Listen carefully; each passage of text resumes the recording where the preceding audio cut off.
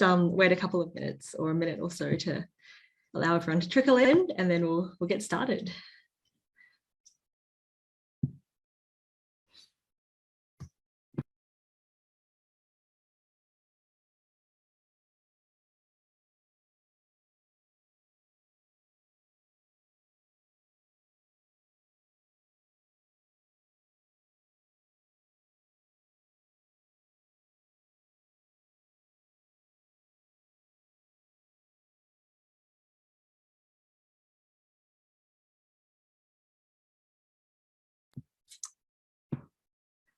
All right. Hopefully that's given everyone enough time to settle in.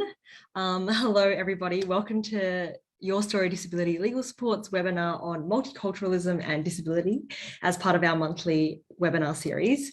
My name is Audria Hu. I am the Your Story Disability Legal Support lawyer in the ACT, and I'll be hosting today. I wish to first begin by acknowledging the traditional custodians of the land we are all respectively meeting on today. For me, that is the Ngunnawal people, and I pay my respects to their elders past, present and emerging. I wish to also acknowledge and respect their continuing culture and the contribution they make to the life of this city and this region. And I would also like to acknowledge and welcome any Aboriginal and Torres Strait Islander people who may be here today. Today, we have three fantastic guest speakers. We have Dominic Golding, Farzana Choudhury, and Zakia Patel. I'll ask them some of my own questions, and then we'll finish up with a Q&A from the audience. All of my guests today are based in Canberra, but we do have a national audience here today. A couple of housekeeping things. This webinar is being recorded as well as being live streamed to the Your Story Disability Legal Support Facebook page. Auslan and captions are available, and to turn these captions on, just go to the toolbar at the bottom of your screen and click on the button labeled CC Live Transcript. Please post in the chat if you have any tech issues and we'll try and help you sort them out.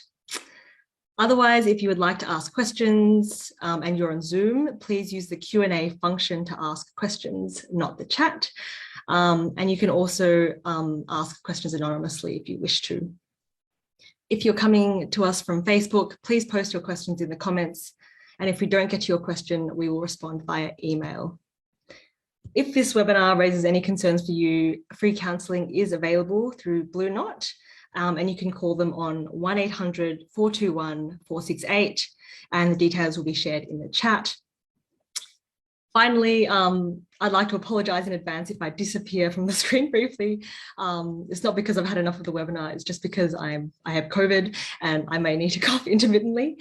But enough about me. We have, first of all, introducing Dom Golding, who is from a Vietnamese Chinese-Australian with lived experience of a dual disability, being hearing impaired and also living with cerebral palsy. He is a strong advocate of the disability and multicultural communities with more than 17 years experience in community work, cultural development and multicultural affairs. Dom is the Policy and Project Officer at the National Ethnic Disability Alliance, where he is responsible for the Disability Royal Commission. We are also very privileged to have benefited from his advice and expertise through his role on our advisory group. Farzana Choudhury is our next speaker, and Farzana is the Disability Law Supervising Solicitor at Canberra Community Law. She gives free discrimination law and related assistance advice to people with a disability and lived experience of mental ill health.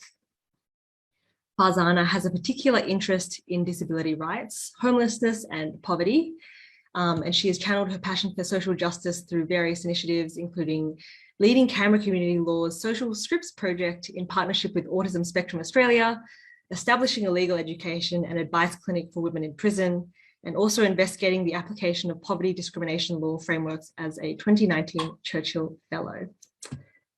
Zakia Patel is our final speaker, and Zakia is a community leader with over a decade of experience working in the community sector and a passion for using her skills to support marginalised communities, particularly young people. She's the Regional Managing Director of the Multicultural Hub in Canberra, with responsibility for multicultural communities in Canberra, Queanbeyan, Goulburn, Bega and Cooma. In addition to her professional work in the community, Zakia has been a volunteer with the New South Wales State Emergency Service for 13 years and is the unit commander for the Queanbeyan SES unit, where she oversees about 100 volunteers. It is all very impressive. So I will now go on to our first question, which is about the definition of disability. I understand that disability can mean a lot of different things to different people, especially in different languages and cultures. So could you all tell us about how you define disability and how we can talk about it in a way that is meaningful to different communities who might not have the word in their vocabulary or who might just have a different understanding of its meaning? Dom, I might go to you first. Thank you. And thank you for allowing me to be in this webinar. Well, basically, I've grown up in rural Australia. I'm an adopted person. My family is essentially middle-class white family. Generally speaking, disability is looked down upon in when I grew up. It's normal, white, male is the standard norm. So I don't fit any of those boxes. I personally don't see myself having a disability. I have what's classed as a impairment. So I acknowledge that the fact that it is a physical disability, hearing impairment, hearing loss, and cerebral palsy. So you know, I'm not a very sports competitive person at all. But funny enough, living in Vietnam, of Vietnamese, disability takes a very different context. It's normally associated with Agent Orange, which is a defoliant used by the US forces over Vietnam. It's normally associated with poverty, and it's but there's a lot of cultural and religious stigma involved with when it comes to Vietnamese perceiving what it is a disability. While in Australia, disability is more about function as a person, and as I said before, it's generally about the fact that if you do not satisfy Australia's concept of settler colonial able-bodiedness in terms of contribution that goes for migrants themselves, which is why we don't have a very welcoming migrant disability immigration policy. So yes, thank you. Thanks, Dom. Zakia? Thank you. I think Dom covered a little bit of it, but absolutely some of the things that we see in the multicultural community starts with just the term of disability not really translating to most languages. And I shared example of in my own language, Fijian Hindi, the literal translation, if I was to try for disability, would be the word crazy in English. And I think that can give a little bit of insight into some of the issues that may come up within the multicultural community when trying to understand what disability actually is, particularly like Dom said here in Australia. Dom touched on it as well, the stigmas and the embarrassment and the shame that families feel around disability within their own families and how that might be perceived in the broader community, in the broader multicultural community specifically, can be a really big barrier to people wanting to even have conversations or understand what disability is.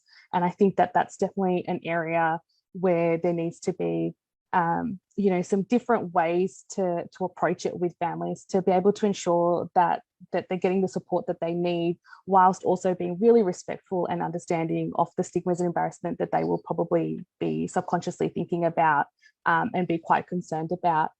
And so really the language that's used and the clinical terms I think have to be really considered when having conversations with multicultural community members around disability, because of the fact that they may just not even basically understand what that means, but they may also not put their hand up and ask questions to try and understand, again, around just embarrassment of trying to say, I don't actually know what you're explaining to me.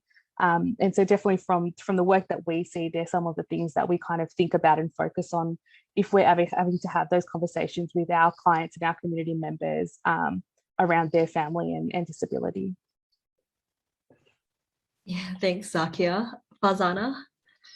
Yeah, a lot of Zakia, a lot of what you've said definitely resonates with me and my own community. So I'm from a Bangladeshi background, and when it comes to disability, and particularly lived experience of mental ill health or neurodivergent disabilities such as autism, there almost isn't any language to describe that, and it's often seen as something that we don't want to talk about. We don't quite know how to deal with it or respond to it, and it means that often people who might have that experience end up being left out.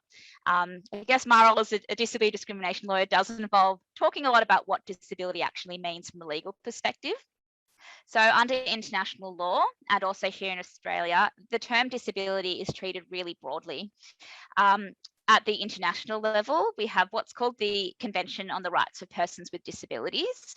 This is an international human rights treaty, and it talks about the rights of people with disabilities. And what that treaty says is that disability includes anyone who might have a long-term physical, mental, or sensory impairments, which in interactions with various barriers may hinder their full and effective participation in society on an equal basis with others. So this definition supports what's called a social model of disability, and that moves away from what I think is commonly understood as a more clinical, more medical model of disability. It really recognises that it's not necessarily, it's not a person's disability that means they can't be included, but it's more other factors in society that need to change and be more receptive to the needs and interests of people with disability. In Australia, we have the Disability Discrimination Act, which says it's against the law to treat someone unfairly because of their disability. The language in that act, I will say, is pretty medical, but it is still quite broad. So yeah, always encourage people to think about those laws as giving them rights as well, no matter how they might identify as having a disability themselves, or even if they might not necessarily consider themselves to be a person with disability. So I do think it is really important to know that there are protections out there and support available if you think you have been treated unfairly because of who you are. Thank you, everyone. That's very comprehensive. Dom, as a Vietnamese Chinese-Australian with a disability, with the lived experience of this intersectionality we're really talking about at this webinar today, could you share a bit about how it is to be a part of these two worlds, and what are the challenges and what are the benefits?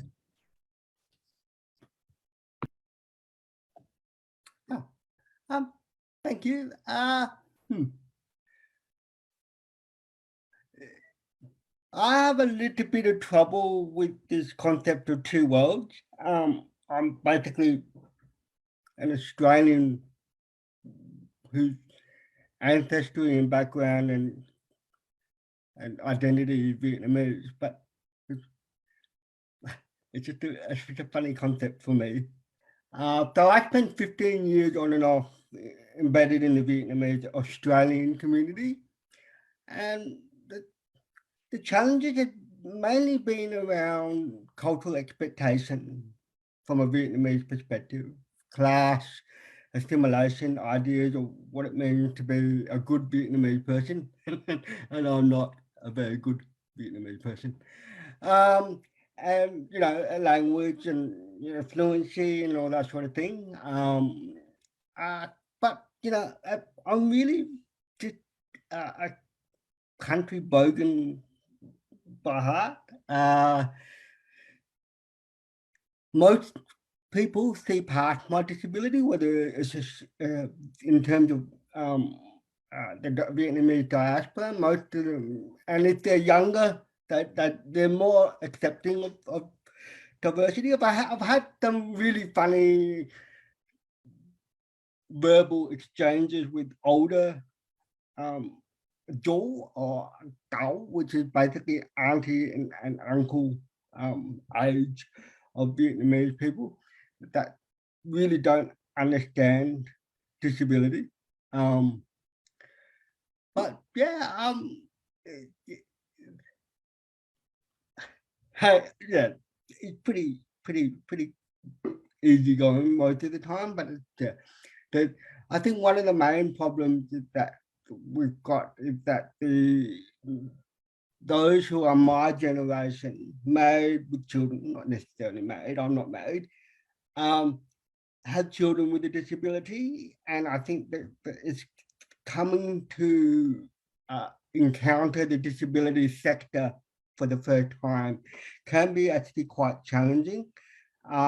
Those who are, like I said, uncles and aunties who are migrants back in the day,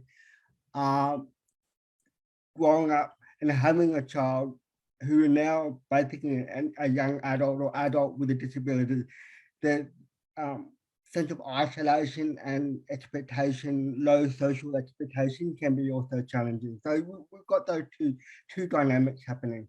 But yeah, thank you.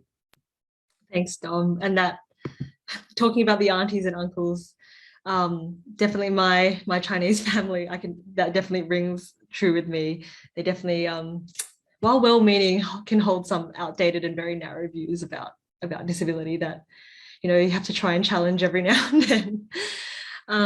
But speaking of the challenges, Zakia, in your experience, what supports are necessary to overcome some of these barriers that Dom has mentioned? And how can support workers ask the right questions to ensure that they can make an accurate assessment of their clients' needs? Absolutely. I think Dom made a really good point, though, around the younger generation and their more acceptance around disability. And I love the fact that, you know, they challenge the older generation around this topic, because that's really important, and it sets the tone and the culture for all of our future generations as well, which is really important. Look, I think I've said it before, I'm going to say it again, language. Language is just so important around the terms and the words that are used for people who have different and varying levels of English skills, and not just verbal, but written as well. So giving people a form and expecting them to be able to just complete it around NDIS applications is just never going to work, because I mean, as a service provider, myself and some of my colleagues really struggle sometimes to navigate it. And so I can only imagine what some of our clients and community members would be feeling, the feeling of overwhelming, but also a lack of just understanding of what to do with the form, because they can be quite lengthy, I'm sure you all know. So language, and, you know, using really simple language to try and describe, so using maybe some longer sentences and more descriptive words that are a bit more understandable, so that people have an opportunity to, one, ask questions, but also be able to show you that they have you can confirm basically through maybe their behavior and their body language, or, you know, how involved and engaged they are in the conversations, that they actually understand what is being said. Because many times we might see clients come to us and say, I went to my doctor and I was given this, you know, form, and I was given this information and I don't actually understand what this means, but can you please explain to me? And we go through word for word. We make sure that there's translators available. I mean, something as simple as basic, like a translator gets missed all the time. And we have a lot of issues around people not being given an opportunity to actually have a translator, and one that they might be able to choose, who can, you know, they trust and they know, who can really explain to them very clearly what is being said and what's being asked of them in terms of, you know, the applications and the forms that might be needed. So they're really probably the three key tips that I would give to anyone. Just have a bit of a think about the language that's being used, how it's being presented to them, and also don't just assume that giving them something in writing, they'll walk away and be able to understand it, because the likelihood is they probably won't, and they need that support and guidance to actually go through it clearly and carefully, so that they leave understanding and knowing what's being said to them and what they need to do as well. Thank you, Zakia. That's very practical and very helpful. Farzana, these barriers, do they amount to discrimination, and what options do people have if they do feel they've been discriminated against? Yeah, so sometimes they can. I think it is important to note that in terms of some of these barriers that might happen, maybe auntie or uncle maybe isn't quite understanding disability and might say something that's kind of offensive. That might not necessarily be considered discrimination if it's happened sort of in private life, but activities that happen in public life. So, for example, if you're accessing a service, or if you're going for a job, or having some issues at school or university, sometimes that type of unfavorable treatment that happens in those areas can sometimes be considered discrimination. And disability discrimination would include failing to make a reasonable adjustment that you might have asked for so that you can access something on an equal footing, or having that request denied. If you do think you might have been treated unfairly because of your disability or because of your race, sometimes it's both, you can make a discrimination complaint to the Australian Human Rights Commission. Otherwise, each state and territory has its own local human rights or discrimination complaints body. It's also a good idea to think about getting some legal advice if you might want to make a complaint, because sometimes there are different ways to try and resolve a matter. It could be going to one body over another. It could be maybe approaching the organisation directly to see if they might be able to change their practices, for example. A lawyer could potentially help with writing up a complaint or helping to support you through these sorts of complaints processes as well. I just wanted to also note that Zakia made some really good comments and tips around how support workers can help, and I find that taking the time with the client to make sure that they do understand what their rights are, making sure they've got access to an interpreter, and also if they do have a support worker who's happy to come along to the appointment and maybe help with some of the follow-up actions that might come out of a legal meeting, can be really a huge assistance to the clients that we see as well. Yes, I agree. Social workers are so key in helping the legal process as well. We have spoken a lot about language in this webinar so far, and I feel like often people, and myself included, want to ask questions to help gain a deeper understanding and to be an ally, but are often afraid of using the wrong language or being accidentally disrespectful, and so don't ask the question in the first place. So I'll start with you, Farzana. Is there any particular language that is commonly used but might actually be offensive? Yeah, I think it's really important to note that everybody is different. Even within the disability community, the views on how the community might want to be referred to can vary. And it is something that is a bit of an ongoing discussion. You might have heard of using person first language, which would be, say, person with disability, for example, or identity first language, for example, the autistic community, or I'm a disabled person, for example. Different communities sort of have different different perspectives on the most appropriate language. I get the sense that at the moment we're moving more towards the identity first language rather than the person first language. I think it's always a good idea to do your research first, but also if you're not sure, there's no shame in asking how a person might want you to refer to them to. Yeah, thank you. Zakia or Dom, do you want to pipe in with any suggestions?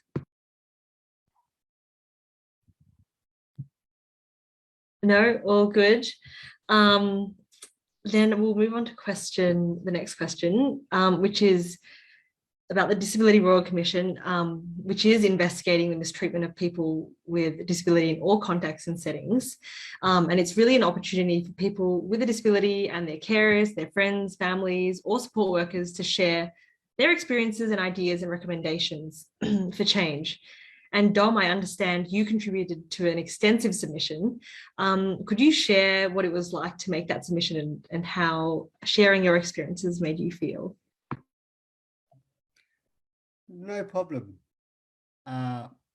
Basically, the leader submission was a collaborative effort with numerous stakeholders, allies, friends, associates, peers across the country. it's very much driven by the voices of people with disabilities from core background. But of course, it covered, the Royal Commission is such a broad thing, like it covered violence, abuse, neglect, and exploitation in all settings. And so we based it on the CRPD articles. It doesn't go by each article, but it covered many of the different articles that tend to overlap each other. And so we use that approach to just make sure the Royal Commission gets the information, get the data that they need, and it's there in black and white. They can't argue with it because the interim report stated that there wasn't much information available publicly, and that's true. It's difficult to find information regarding people with disabilities from core background, but the lived experiences just basically stated that we experience discrimination on multiple levels, multiple formats, multiple fronts, and both public and private spaces. As for my own story, I had a mixture of personal experiences and personal observations that went into the mission, mainly from working with refugees with disabilities, working with refugees, and working in the disabilities sector itself. So I've worked in both camps, and it's been, for me, I found it very cathartic. I think that's how you pronounce it.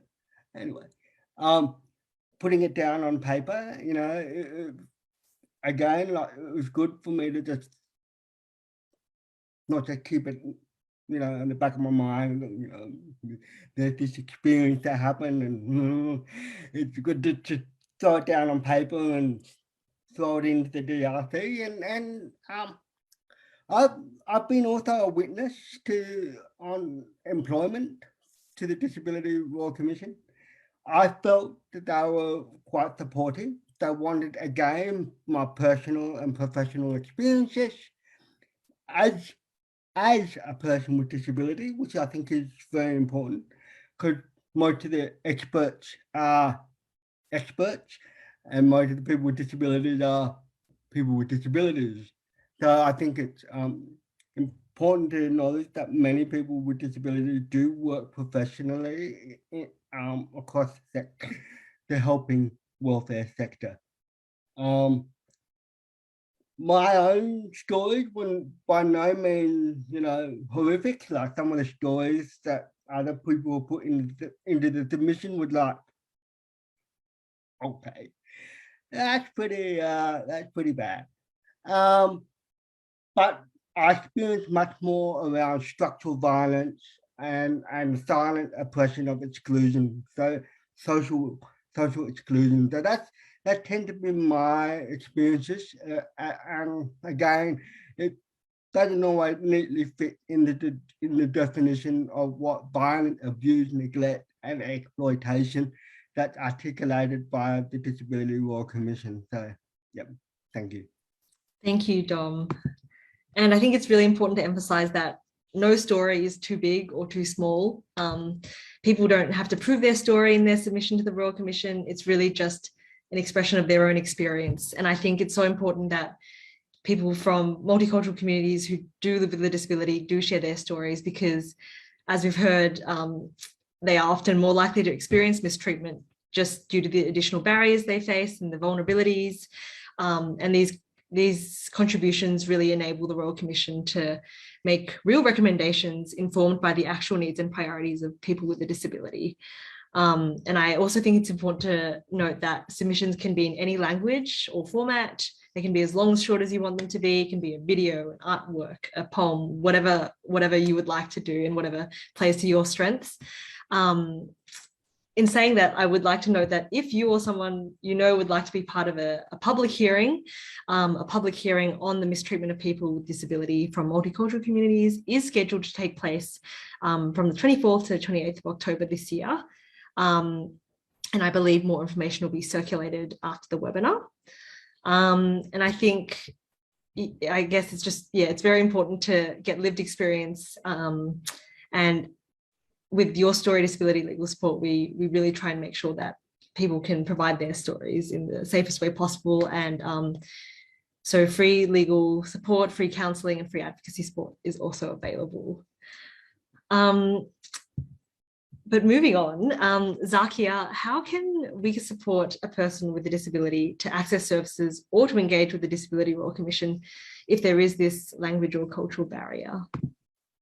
Absolutely. I think the first thing is making sure that people understand about the Disability Royal Commission, because I would imagine that there are a lot of community members, particularly those who are more newly arrived, that probably wouldn't even be aware of it. So I think services play a part in making sure that community members from a multicultural background are actually aware of these services that they can access, and that would be the best thing. And probably making sure that services themselves are actually aware of them, have a bit of an understanding and knowledge so that they can explain what the Royal Commission's role is to community members, and making sure then again that they actually understand and know that they can access these services and how to do it. In terms of services, it's so important to, I think, make sure that services are accessible, and by that making sure interpreters, which we've talked about, just making sure that there's translators available. TIS is, you know, everyone knows about TIS, it's very accessible, but also knowing that that might not suit a lot of community members. One is if they are working through their own personal embarrassments about, you know, having to talk to a service about a disability within their own family or for themselves. A lot of times when we have interpreters, there's a lot of fear around that person might actually know me or my family or might be connected to my community. I don't want to. So actually giving community members or clients the choice of being able to say, I'm going to bring someone who I'm comfortable translating. And that can be a barrier, especially going into schools here in Canberra, where they have some very strict requirements about only accredited translators being present for case conferences. And I, through personal experiences, have had a lot of issues with families who just go, I am not comfortable with this. I'm going to be talking about, you know, my children, and I want to bring someone that I trust to be present. And so making sure that it is accessible in that way and people have the dignity of choice around these things, that is really, really important because it is such a big barrier. Making sure that there's things like someone who can do sign language if we have someone who is hearing impaired. Through personal experience, we've had community members where almost everyone in the family is hearing impaired except for 2 siblings, and but they only could do sign language in their own kind of internal language. And so having someone external come to do sign language just did not work, because they just sat there and then we were like, no one's, you know, kind of communicating with us, and they just said, we don't understand what's being said. And okay, we need to kind of adapt and make sure that we're actually, if we're providing that service, is actually suitable and in a way that they actually understand and can communicate. But dignity of choice is probably one of the really key things, and making sure that if we're providing support services, which is really important, that we're not making assumptions that that's just going to suit the community members, but actually giving them the ability to be in control of that situation and be able to voice and say what they need and what they want, will make a big difference in making the service really accessible for everyone. Yeah, sure. That's very helpful. Yeah, definitely need to, it's not just a tick and flick exercise as it often is. You have to really tailor it to the person in front of you. I note that you mentioned getting the word out about the Disability Royal Commission to multicultural communities, and Your Story Disability Legal Support, the National Ethnic Disability Alliance, and also the Disability Royal Commission have all developed some resources to support multicultural communities, and these include fact sheets, brochures and videos translated into a variety of different languages. And I think these links to all these documents and videos will be shared to all the attendees after the webinar. Farzana, in your experience, what common issues are raised by your clients, and are there any simple fixes to prevent them? So the clients that we see they come with a range of different issues, but the common areas of discrimination that I see in my practice is firstly around accessing services. I've seen a lot of people with assistance animals have issues accessing services, particularly when they've got an assistance animal that might be providing mental health support rather than a guide dog. It's pretty concerning that that continues to happen. We provide assistance primarily to people who are on low incomes, and so issues with accommodation and accessing social housing or getting modifications in your home is a big issue that we see. We know there isn't enough accessible housing here in the ACT, and I expect that's similar across Australia as well. Education, we have a number of parents who will come and see us because their children in schools might not be getting the supports in order to access an equal education. Unemployment, it could be where someone has requested an adjustment to support them, maybe flexible working arrangements, or there have been some other issues that have come up in the employment space where their disability needs haven't been accommodated. I do find a big issue that seems to be a little bit of a common thread among a lot of my cases is around communication, and also organised services, employers and other organisations making assumptions about the needs and capabilities of people with disability. And I think there's an additional layer, an additional barrier when you might be from a non-English speaking background as well, and there might be some cultural assumptions mixed in with that too. I think one fix for service providers is to really listen to the voices of people with disability, and to not just put adjustments that might be requested in like a bit of a too hard basket. And also, if it is the case that you can't make some kind of accommodation, just be really clear and respectful around why that's the case. Sometimes there aren't easy fixes, and I think that's when making a discrimination complaint or sharing your story with the Disability Royal Commission can be really helpful. So there'll be some recommendations that come out of the Disability Royal Commission that might show what some of these systemic issues are. I've just noticed a few comments coming through the chat function. One of them was specifically about the how long a disability discrimination complaint can take to resolve. Unfortunately, in my experience, they do take a little bit of time to resolve. Usually once you've actually lodged a written complaint, it's been accepted. The other side is typically given about 4 weeks to us to provide a response to your complaint, and they can also ask for longer as well. And then there's a bit of a process where the Human Rights Commission will need to consider whether or not they think it can be resolved. Then we'll get sit down for a conciliation. If they think there are some prospects of a successful outcome, then that process can take a bit of time, and then negotiating the outcomes can. So, it can take months, unfortunately, and that's why sometimes if you can, well, ideally people wouldn't have to make complaints and they'd be able to resolve these matters. People wouldn't be discriminatory, but unfortunately, that is an issue that we come across a lot. But it is a free process, and there are services there that are happy to help with that and share in some of that stress of lengthy complaints. Thanks, Farzana. I'll now ask this, I guess, to everybody, but we'll start with Zakia. Do you have any other practical tips for people working with people who live with a disability and who are also from a multicultural background? I think that the biggest tip is just being really sensitive to some of the cultural barriers, and being really sensitive to the stigmas and the shame that's really present within the communities, and making sure that the way that we work with people and the way that we treat them when we're talking about disabilities is really sensitive to those issues, so that they feel comfortable, not judged, and supported through this process. I just have a bit of an example that I might throw in while we're talking about that. I had a client who didn't speak English and had HIV, and she had a friend of hers who was also from the same community that didn't realize that she had HIV, but was coming along to all the meetings and trying to be really supportive. We actually got a heads up from a support person that client had been engaging with to let us know that this is something that they've disclosed to us, doesn't want the friend to know about it. And it was really good to have that information from a support worker, so that even though this other friend was being really supportive and helpful, we wouldn't broach those issues that we knew would be really, really sensitive. Thanks, Farzana. That's a great example. Dom, did you have anything else you wanted to add? Well, basically, it comes down to respect, essentially. Treating the person as you would like yourself to be treated. And not just prejudge and preempt.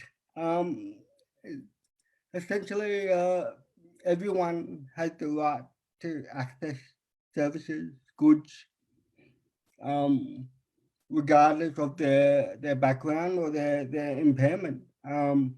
Sure, certain things that we cannot do, but that should not be enforceable and denied.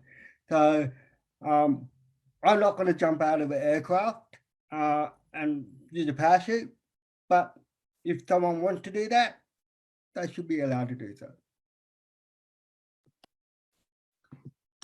Thanks, Dom. Our final question is, if the Disability Royal Commission could only make, if you could all make one recommendation that would be guaranteed to result in change to the Disability Royal Commission, what would that be? Zakia, we might start with you. I reckon everyone who's listening today is just going to get sick of me saying this, but language, really mine would be around the language that's used and the way that we talk about disability to members of the multicultural community, and just really thinking and changing that a little bit so that it's more understandable to everyone. Thanks, Zakia. Farzana? Yeah, for me, and coming from the perspective of someone that supports people with disabilities and sees a lot of matters coming up in the housing space, I think it's really important that the Australian government prioritise and adequately fund accessible housing options for people with disability. If you don't have a decent, accessible place to live, it's really difficult to participate fully and on an equal basis in public life. So I think that's always the starting point. Thanks, Farzana. And Dom? Yes, I on to support Farzana's point.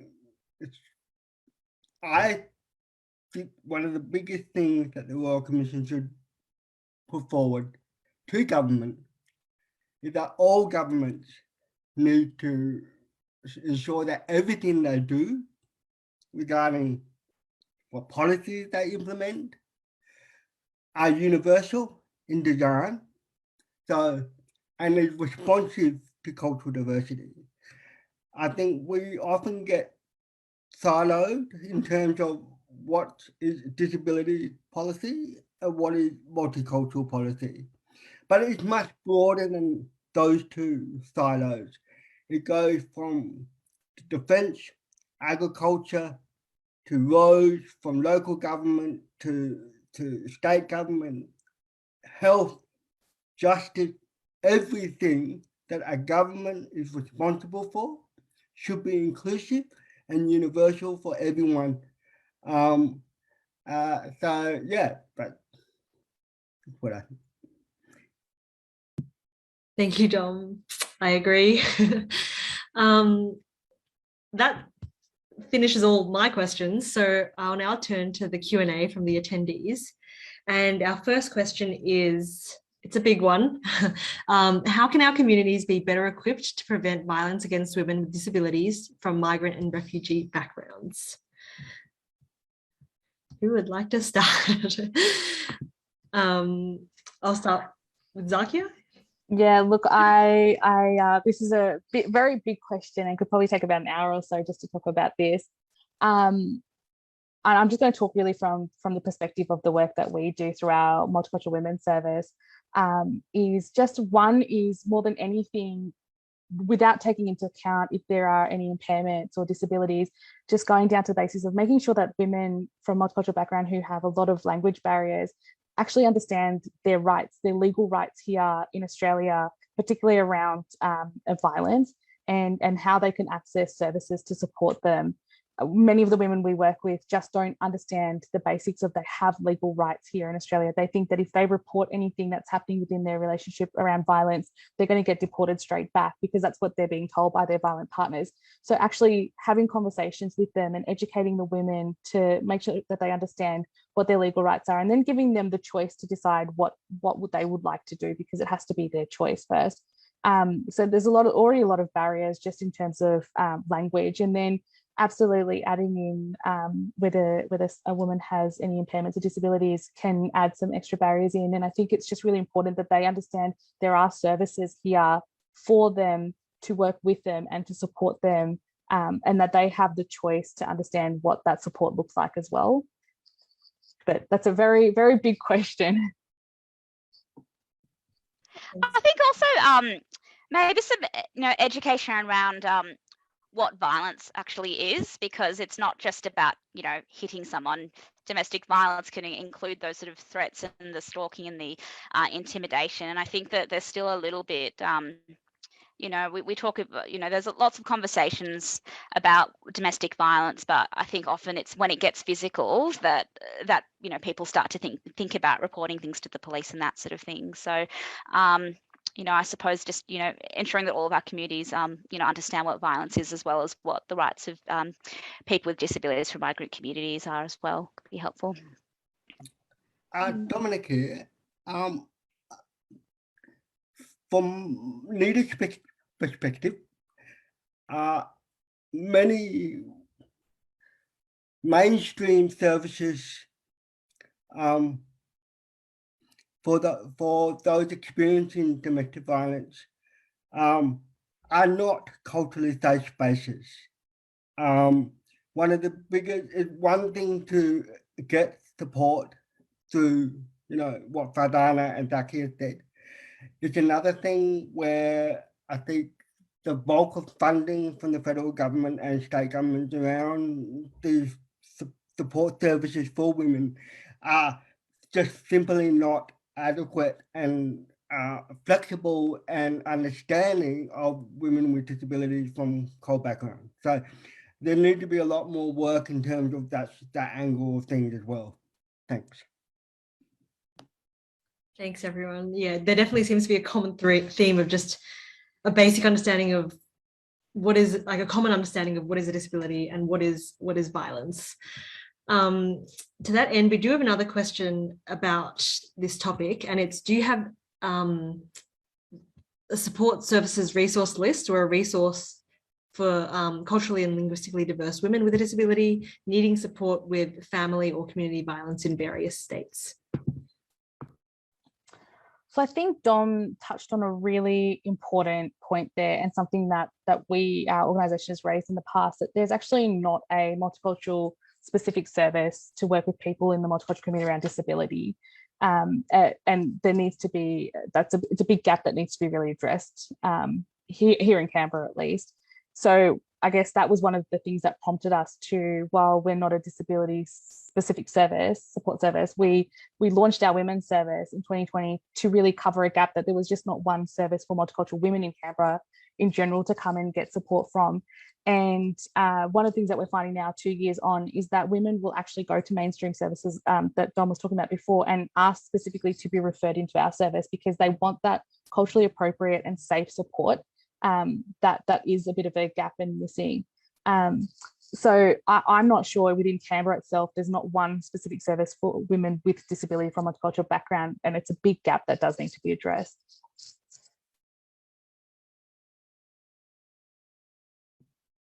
Thank you. Yeah, it does seem like you have to sacrifice one thing for another and prioritize what you need most or value most, which is not really ideal, not what we want at all. Does anyone else have anything else to add to that question? No? Okay. Well, another question from the audience is, what more can be done to help people with disabilities? So But yeah, just reflecting on the difference, there are so many different types of disabilities, and I think I've mentioned this before, the disability communities are so diverse. So I think one thing that could be really helpful would be for support workers to educate themselves about different types of disabilities. There was a question in the chat function, which was directed at me. Thank you so much, Marge. I don't have any specific research around the person first versus identity first, but it's what I've learned from engaging with people with disabilities, from clients or from other support services. One thing which we're trying to do at Canberra Community Law a lot more of is actually getting training from organisations that support people with disability. We've got some training coming up next week with the ACT Deafness and Resource Centre, and I think that's always a really good opportunity to be able to ask those sorts of questions around what is the appropriate language to be using for that particular community. So finding out about different types of disabilities, also what services are available to support people from migrant communities, people with disabilities, and you know, all the crossovers as well, so that if you do meet someone in your day-to-day work or even a friend or family member, you can actually, you know, provide them with the contact information to help to connect them to a service. Dominic here. I think one of the things that people often neglectfully forget in terms of it just passes them by, you know, that people with disabilities have in fact got the resources, the knowledge, and they actually do know how to solve problems. So they know the solutions that are available for them. It's just a matter of getting that connection to work. You know, getting that the system and the person to work together. We often have what's called co-design, which obviously is a word that's branded about quite often. But co-design not just about, you know, making the training system platform accessible. It goes down right down to even how you work one-on-one, group work. It comes down to even, you know, not just about whether your service is accessible. It's just being mindful of also, if you're providing something and you declare something that's disability friendly, you need to kind of double check that it is. So for example, I went to a movie, I wanted to watch it, that it had captions, subtitles, fantastic, awesome. But when I watched the movie, when the movie came on, the cinema didn't correctly put the screen ratio, so I couldn't actually end up reading the reading the subtitles. So and also even asking for, you know, assistive technology, if you've got it there, make sure it's updated and functional and works. Yeah, thanks. Thanks, Dom. And I guess these are all the fixes that the Disability Royal Commission really wants to hear about from people with lived experience like Dom. And it's really an opportunity to promote systemic change and hopefully bring about these sweeping changes that we want. One other question we have, we've got two more questions. First one is to Farzana. When you work with a culturally and linguistically diverse person with a disability, do you engage NAATI certified interpreters, and do you ask for their credentials or just assume that they've been trained and credentialed because a service provider supplied him or her to you? So we use the translating and interpreting service, and so they would all have that accreditation. Given that we are talking, about pretty sensitive legal information, I'll always make sure the interpreter knows that it's confidential. And just drawing on, some of the concerns that Zakia has raised around, potentially having an interpreter on the line that might be from the same community. We do also let people know that they can use a pseudonym for those calls as well. Thanks, Farzana. Answers the question. Yeah, and our final question is, do you have an equivalent word for disability in your mother tongue or other language? Is this term used in a positive / negative context or neutral?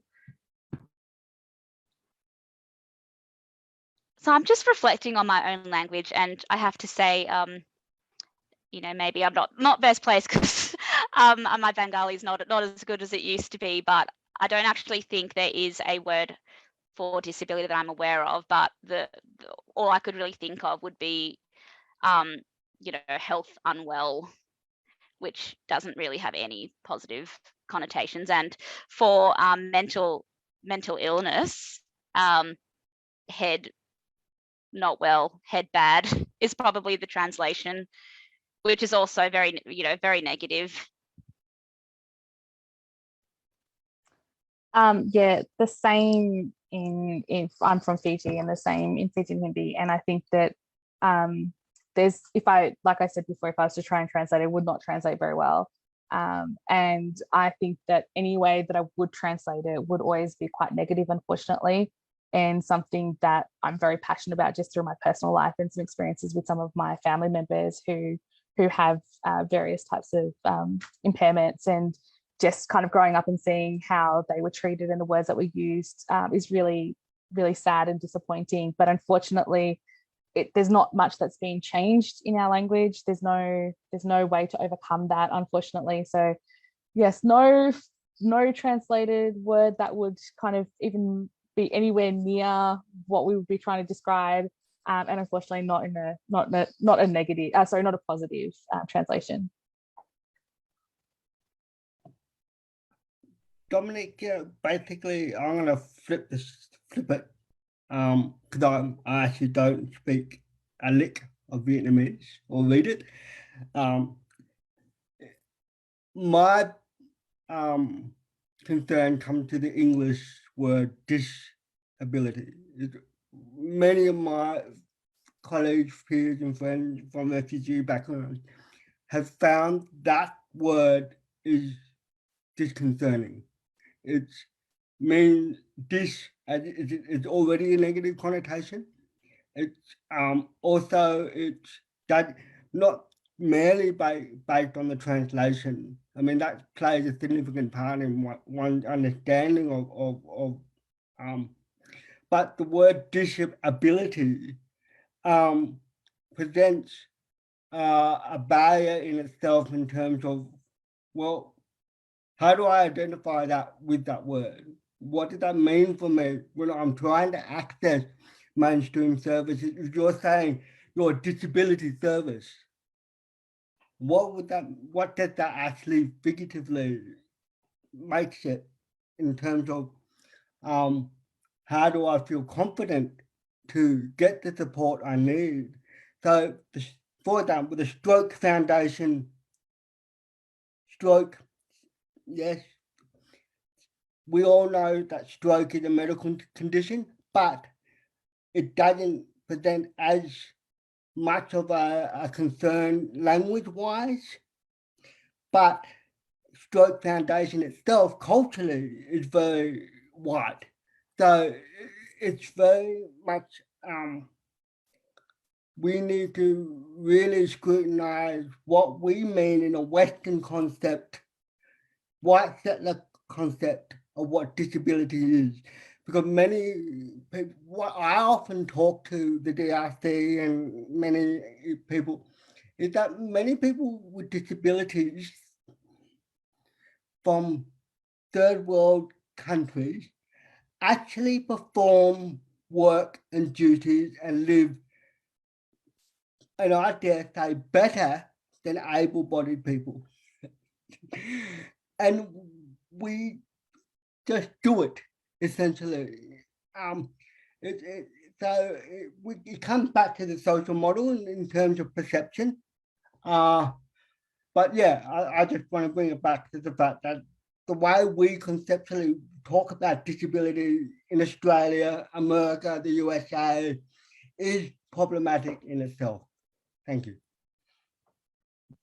Thank you, Dom. That was very insightful, and thank you to all the speakers today. I think that's a good place to wrap up.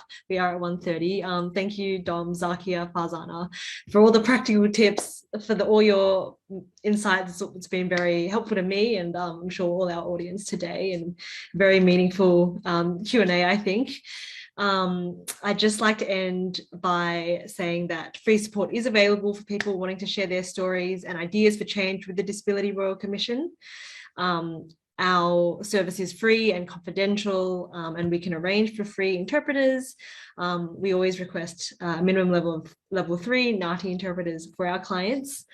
In particular, the Disability Royal Commission is really interested to hear from people with a disability, their families and carers and frontline workers from multicultural communities, especially on topics like barriers to education, homelessness, boarding schools, boarding houses, hostels, justice, police responses to conditions in detention, and lived experience of guardianship and substituted decision making. But like I said before, no story is too big or too small. I think they really welcome any submission in any form, in any language. So really encourage everyone to do so. And we would also love to hear from you. I believe there should be a slide, here it is, with our contact details on it. And we'd also love to hear from you about how this webinar went. You can complete our survey by scanning the QR code or by following the link that appears on the screen at the end of the webinar. And a recording of this webinar will be available on our YouTube channel and our Facebook page. So just search Your Story Disability Legal Support. Finally, if this webinar has raised any concerns for you, free counselling is available.